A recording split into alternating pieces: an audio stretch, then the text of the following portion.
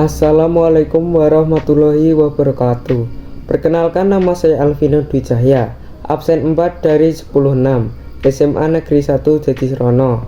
Kali ini saya ingin menyampaikan materi yang berjudul pengantar sosiologi. Nah, sebelum ke materinya, kalian harus tahu apa itu sosiologi. Sosiologi adalah ilmu yang mempelajari perilaku manusia dalam bermasyarakat, termasuk hubungan dan pengaruh timbal balik antara gejala sosial.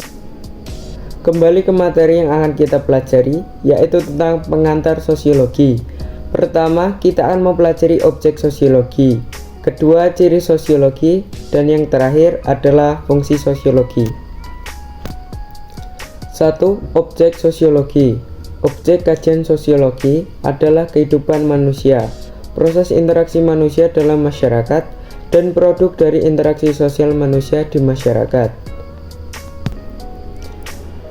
Objek sosiologi dibagi menjadi dua macam.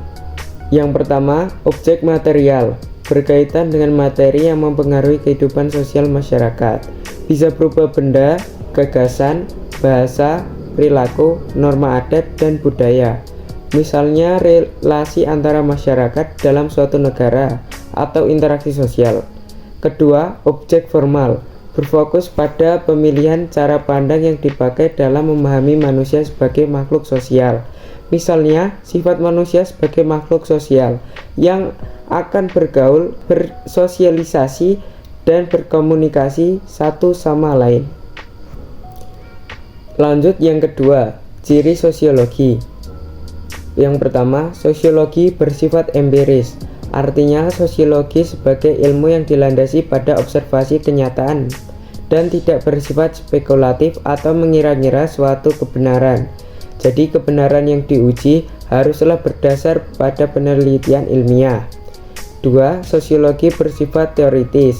Artinya, ilmu pengetahuan dibangun menjadi sebuah teori atau abstraksi yang disusun secara logis untuk tujuan mencari sebab akibat dari suatu fenomena sosial. Ketiga, sosiologi bersifat kumulatif. Artinya, disusun berdasar teori-teori yang sudah ada sebelumnya. Sebagai ilmu pengetahuan yang dinamis, sosiologi berkembang dari teori-teori yang sudah ada. Kemudian dikritisi, diperbaiki agar teori-teori tersebut dapat lebih relevan mengikuti perkembangan zaman. Yang terakhir, sosiologi bersifat non-etis. Artinya, sosiologi mempersoalkan fakta yang terjadi di masyarakat, bukan tentang baik dan buruknya fakta tersebut. Lanjut yang ketiga, fungsi atau kegunaan sosiologi. Fungsi sosiologi dalam perencanaan sosial. Fungsi sosiologi dalam penelitian. Fungsi sosiologi dalam pembangunan. Fungsi sosiologi dalam pemecahan masalah sosial.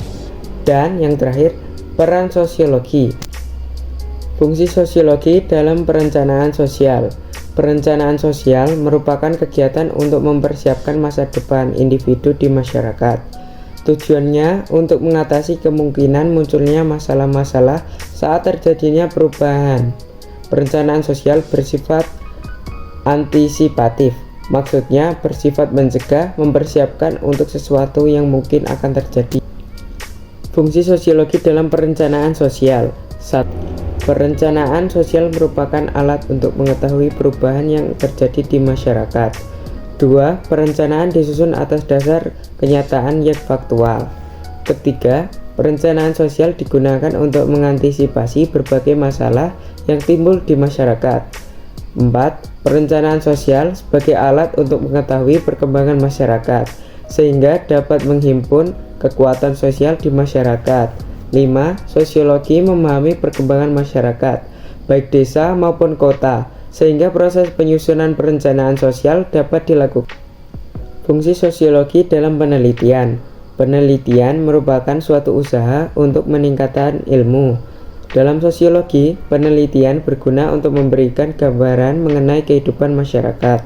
Kegiatan penelitian dalam sosiologi biasanya mengkaji berbagai gejala yang ada di masyarakat. Dengan penelitian akan diperoleh suatu rencana penyelesaian masalah sosial yang baik. Fungsi sosiologi dalam penelitian. 1. Untuk mempertimbangkan berbagai gejala sosial yang timbul dalam kehidupan masyarakat. Kedua, untuk memahami pola tingkah laku manusia di masyarakat. 3. Untuk bersikap hati-hati dan selalu berpikir rasional. 4. Untuk dapat melihat perubahan tingkah laku anggota masyarakat. 5. Dapat memahami simbol, kode, dan berbagai istilah yang menjadi objek penelitian. Fungsi sosiologi dalam pembangunan. Pembangunan adalah perubahan yang dilakukan dengan terencana dan terarah.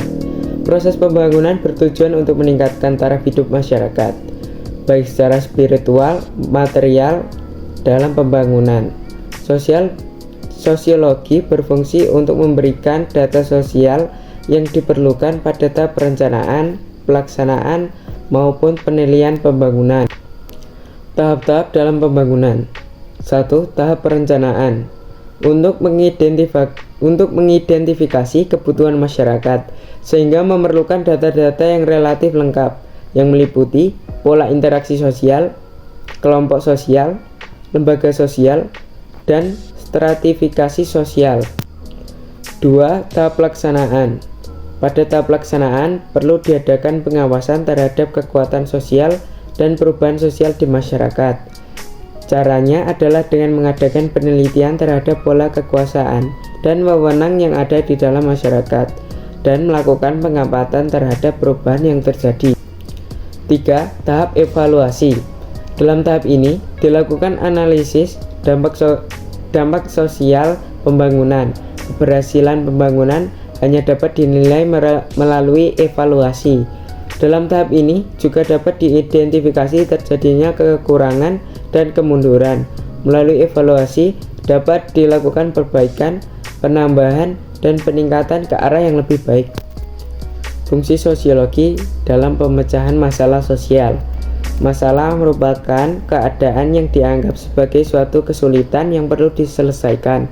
Masalah muncul karena adanya kesenjangan antara harapan dan kenyataan. Masalah sosial yang ada di masyarakat berkaitan dengan nilai-nilai dan lembaga kemasyarakatan. Disebut masalah sosial karena dapat mengganggu keharmonisan di masyarakat. Oleh karena itu, masalah sosial harus ada pemecahan agar tercipta kestabilan dan keharmonisan di masyarakat. Metode pemecahan masalah sosial ada 3. Pertama, metode antisipatif. Tindakan yang sifatnya mencegah serta mempersiapkan untuk sesuatu yang mungkin terjadi.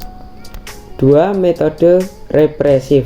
Tindakan agar membuat jera pelaku pelanggaran. 3. Metode restitutif. Tindakan yang berupa pemberian penghargaan atau reward kepada seorang yang menaati hukum. Dan yang terakhir, peran sosiologi. Pertama, sosiologi sebagai ahli riset. Para sosiologi melakukan riset ilmiah. Tujuannya adalah mencari data kehidupan sosial masyarakat. 2. Sosiologi sebagai konsultan kebijakan. Prediksi sosiologi dapat membantu memperkirakan pengaruh kebijakan sosial yang mungkin terjadi. Ketiga, sosiologi sebagai praktisi.